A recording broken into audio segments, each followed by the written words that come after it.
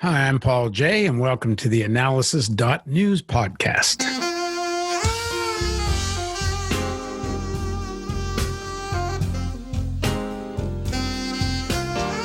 Recently, a past Australian Prime Minister, Kevin Rudd, said that war between the U.S. and China is possible before the November elections. The current Australian Prime Minister, Scott Morrison, says that's overstated, but said that a conflict is no longer inconceivable. In a recent document from BlackRock, the massive financial services firm that is massively influential in making government policy almost everywhere, said in a research document, quote, "The pandemic added fuel to the geopolitical dynamics already underway. The post-coronavirus world is likely to be characterized by four key themes. First, the world is increasingly becoming bifurcated, with the U.S. and China at opposite poles. Intense rivalry looks set to affect nearly every dimension of the U.S.-China relationship, regardless of the U.S. election outcome. Other countries will increasingly be pushed to choose sides.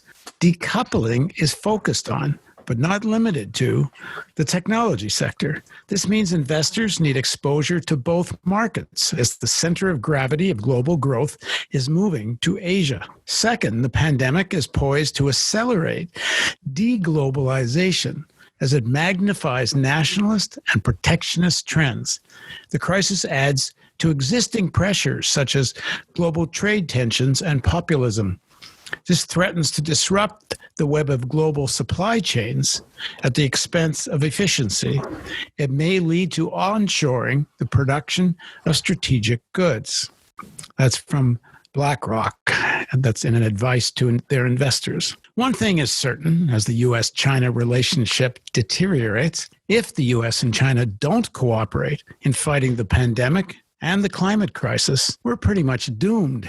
Even if by some miracle we avoid nuclear war, as inherent to the geopolitical and economic realities the rivalry is, we must find a way to overcome it. Now joining us is Lawrence Wilkerson. He's a retired United States Army colonel and former Chief of Staff to United States Secretary of State Colin Powell. Larry is a distinguished adjunct professor of government and public policy at the College of William and Mary. Thanks for joining us, Larry. Good to be with you, Paul. So, first of all, what do you make of what the two Australian former and current prime ministers are saying of Australia? One saying it's really dangerous. The other one says, yeah, maybe not that dangerous, but dangerous. I mean, talking about actual conflict, armed conflict between the United States and China. Kevin Rudd is a Mandarin speaker and in many respects an expert on China. I don't happen to agree full-throatedly with what he said, but I do think that, like my conversation not too long ago with John Mearsheimer, where John said it's inevitable that we go to war with China, China goes to war with us, that it's getting closer to that possibility, and it's extremely dangerous, as you intimated, that possibility is closer. It's extremely dangerous that it's anywhere out there in our future, if it is. As for the sitting prime minister, I'm not aware of his intellectual bona fides or his predisposition toward China one way or the other, so I can't really comment. I am aware of a lot of my Australian friends who don't think he's a very good prime minister. All in all, this is, as you intimated again, a very, very dangerous time.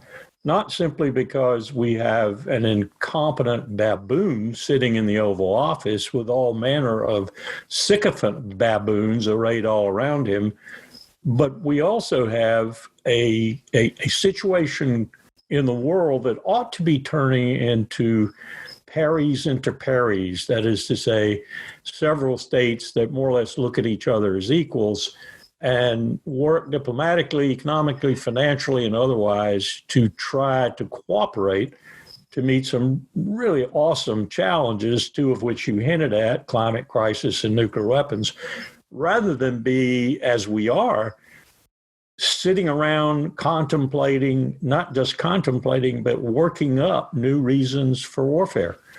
You can say that it's a product of the national security state that the United States has most assuredly become since World War II. You can say it's a product of Xi Jinping and the enlarged power and capability within their national security decision-making process of their military. That's what you do when you feed it with lots of money and grow it up and stoke it with some nationalism and so forth. You turn around one day, if you're a civilian on the Politburo, and you say, my God, what have I created? Well, that's where they almost are now in China, much the way we've been for some time now, at least since 9/11, possibly even before that.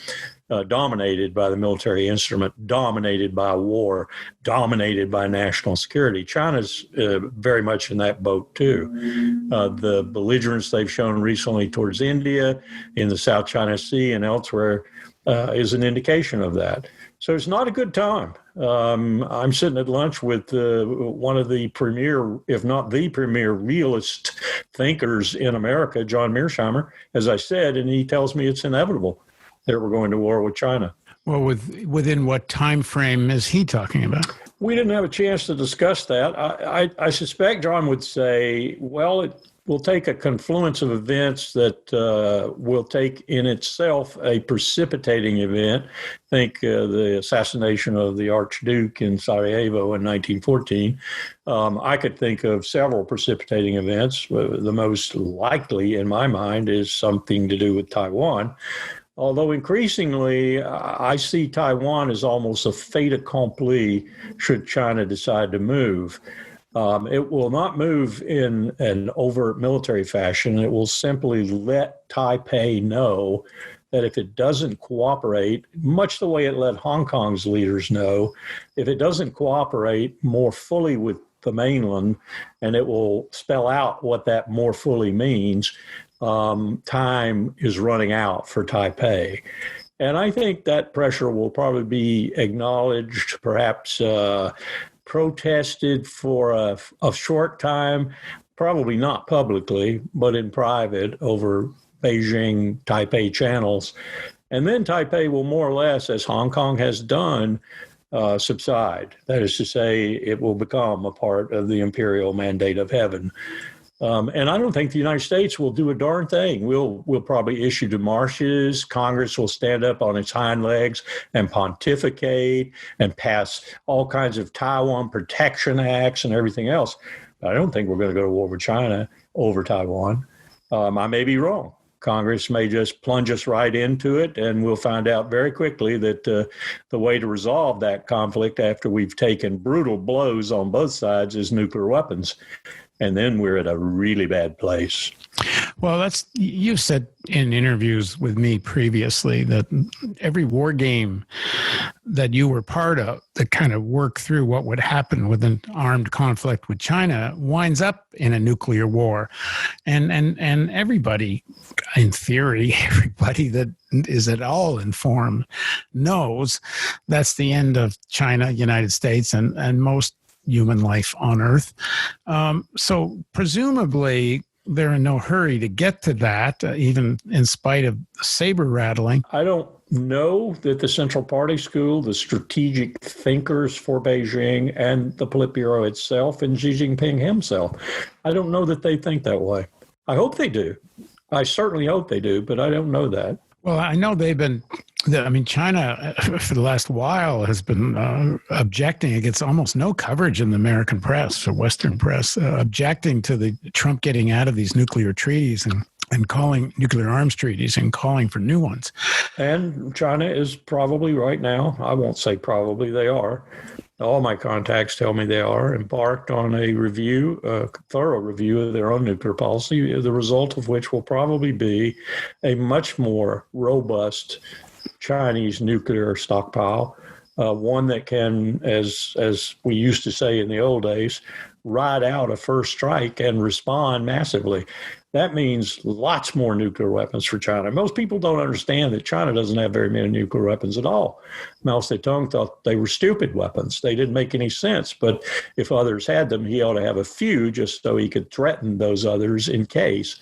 They're getting ready to change that, I think, and become a full-up, I can strike you and get away with it power. which of course is nonsense. Nonsense for Russia, nonsense for the United States, nonsense for anyone to think that they can strike first and get away with it. As you intimated, we will have started a cycle of environmental change that, added to climate crisis, will put us out of action as human beings probably 50 years earlier. Well, if the scientists are correct about nuclear winter, you only need a first strike, a successful first strike, to end most human life on Earth, because within a year, the atmosphere is filled with so much smoke and soot from the cities burning that there's no agriculture left. It's worse than that, though, Paul. If you read Bill Perry's and Tom Colina's new book, The Button, you understand that book ought to be read by every citizen of the world, certainly by every American, that things are on such hair triggers now. Hair triggers, incidentally, that we tried to disassemble in 1991, 92, and 93 when Chairman Powell was head of the military. We tried to disassemble a lot of these things, but they're back in place again now. So your intimation that a first strike would do it, look, it's not going to be just the first strike, because within seconds, the response will come. Within seconds, the response. Define hair trigger. What exactly is the mechanism, the steps within a hair trigger? Because I've heard anything from like 10 seconds to make a decision to 20 minutes. It just depends on the scenario. But you could get down, as Bill points out in his book, and I trust Bill. Bill Perry, only engineer ever to be Secretary of Defense. Bill Perry knows what he's talking about. Not only was he there when several crises occurred, but he knows the engineering concepts behind these weapons and behind the structure that's been set up to use these weapons. So if you're looking at a situation where the President of the United States is going to act on information. In other words, he's going to act as soon as someone tells him that missiles are inbound. You're talking about seconds, minutes at most, perhaps 8 to 10 minutes to make up your mind as to what you're going to do. And no one, here it is, no one in the national security establishment, indeed in the country, needs to be consulted. The president can turn to that major or that lieutenant colonel carrying the box, the package, and say, give it to me, enter the codes, and we're away with our strike back. And he's not the only one that can do that. Apparently there's several hundred, if they think for some reason there's been an attack and the president maybe is incapacitated. But there's apparently, according to Ellsberg and some others, a couple of hundred people, if not more, that can actually do the same thing. That's a little bit of a stretch, but it's technically true, because there are things within continuity of government, COG, highly classified things, that make that sort of a scenario possible, but there are also checks and balances within that system. It's scary. I don't want to downplay that. It's scary, but more scary to me is the fact that the president, without consulting anyone, can pop that button.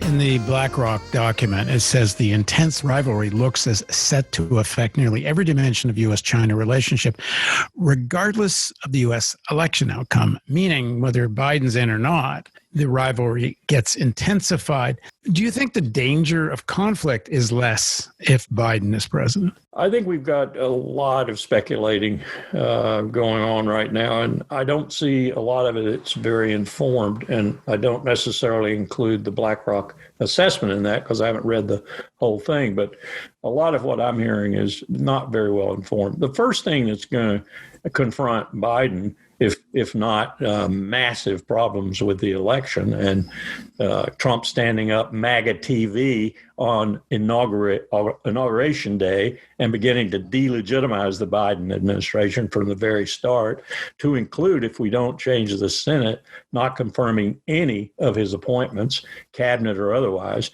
I mean, aside from that, Joe Biden's going to face an economic crisis probably more intense and deeper than the one Franklin Roosevelt confronted in 1932 and 33. So Joe Biden is going to be utterly consumed by the fact that the American economy is collapsing all around him. that 30 to 40% of Americans are out of work, that we've already printed trillions and trillions of extra dollars with absolutely nothing behind them to pay people to keep this from happening, to sort of hold back the wave, as it were. That's what's going to confront Joe Biden. That's what's going to confront his administration, a catastrophic economic situation. So it's going to be extremely difficult to focus on getting foreign policy in order, getting things corrected like Iran, like Russia, like China, and so forth. Trump is leaving him a disaster in foreign policy, a disaster in security policy. Just look, we have Elliott Abrams taking over from Brian Hook with regard to Iran. Brian just announced he's leaving. Two disasters, but Elliott makes Brian look like a success. Oh, I didn't see that. Elliott Abrams is going to be in charge. He's going to handle Venezuela. Yeah, he's going to handle Venezuela and Iran. Are they getting ready? Are they getting more serious about conflict with Iran? I think we probably are in for an October surprise that would involve Iran more than it would involve China. So that's where I differ with Kevin Rudd. Between now and November, if there is an October surprise, so to speak, it's probably going to involve Iran, not China. It might involve China because China makes it involve China, but I think the U.S. is going to seek to make it with Iran. Yeah, I can't see China getting militarily involved. No, I can't. But on the other hand, there's a growing Iran-China economic relationship. $400 billion. I mean, look at what we've done to ourselves. Here we have Gazprom completing the last leg of the some $12 billion Nord Stream pipeline, which is going to bring the rest of Europe's needs in terms of energy to it from Gazprom. Thank you very much, Mr. Putin. All at the same time that my electric company, for example, the second largest on the East Coast behind only Duke Power, has put some $12 billion over the last 4 years, 10-year program, to build the only LNG plant on the East Coast of the United States and ship it all to where? Europe. Well, Europe doesn't need it now. I'm waiting for the stock in Dominion to plunge. And BlackRock's advice to investors, their way to deal with this growing rivalry is to invest in both polars. Put your money in China and the United States. Yeah, I'd say put it in China, the United States, Iran. Pick someone who might come out at the other end. Unfortunately, we're all in this together. One of the people being talked about as vice president for Biden is Susan Rice. Yeah, I can just see Trump now. Benghazi Rice. If Biden actually goes there, it tells us something about what he thinks of where his foreign policy is going. She's quite the hawk. Yes. And I hope he doesn't go there. I hope he doesn't go there. I hope we have someone, who at least looks competent and isn't a member of the national security state in good standing. 2, is capable of becoming president, not just after Biden, but perhaps even during Biden. And 3, someone whom the American people can look at and say, finally, someone who tells the truth, someone who is humanly decent, someone whom we probably can trust, and someone who has the best interests of the United States foremost in their mind. Because for almost 4 years now, we've had the exact opposite of that. Do you see that person? Not immediately. And that's a problem. I had a conversation with someone the other day. I started out being opposed to what the person was proposing. The more he talked, the more I thought it was a positive idea, though. And the person he was advancing was Michelle Obama. But I've been predicting that for about 1.5 years.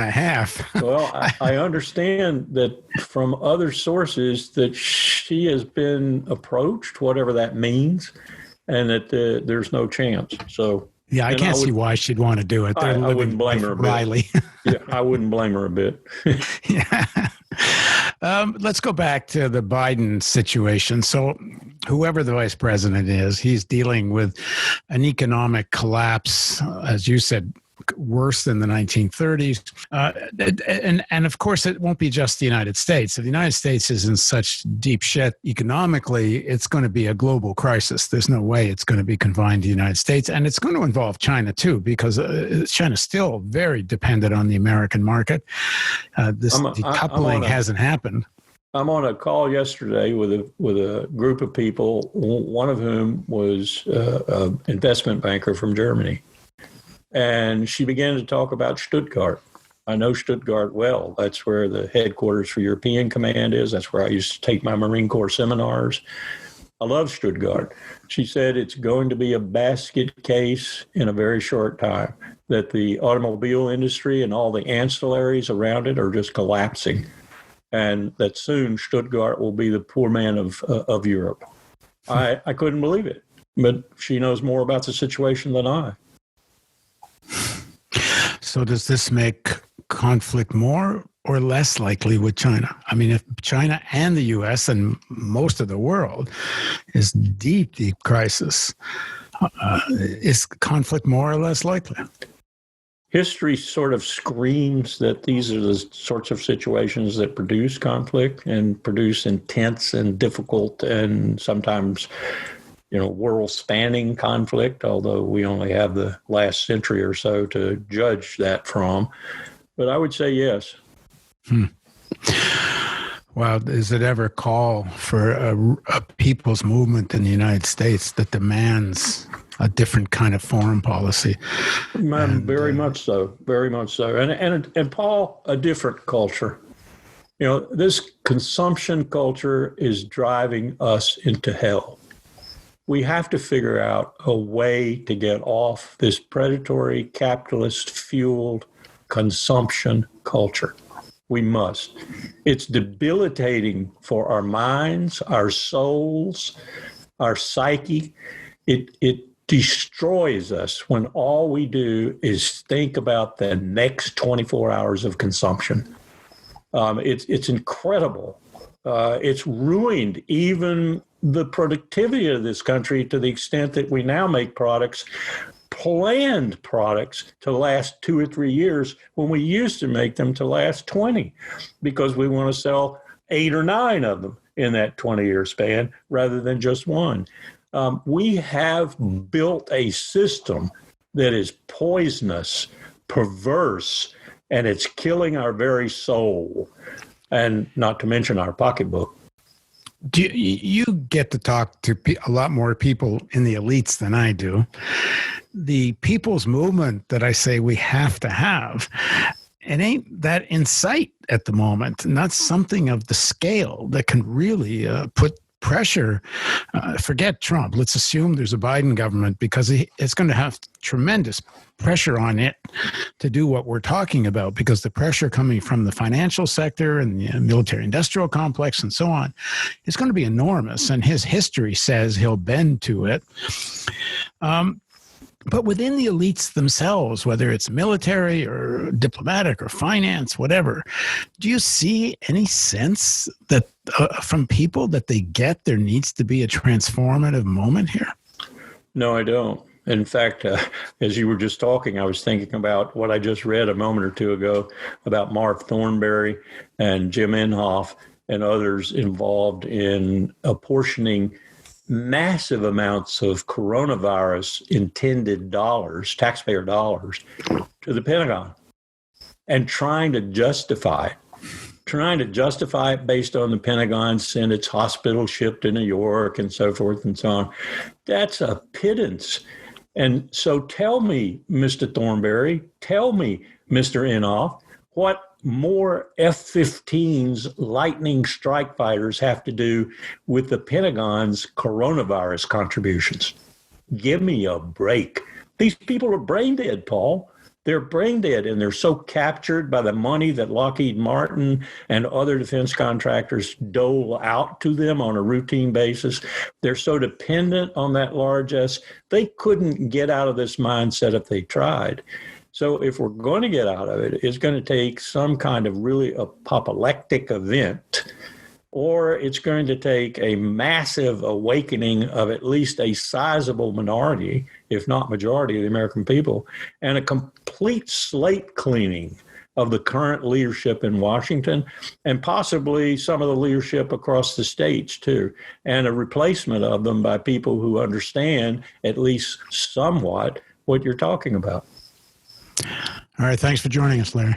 Thanks for having me, Paul. And thank you for joining us on the theAnalysis.news podcast.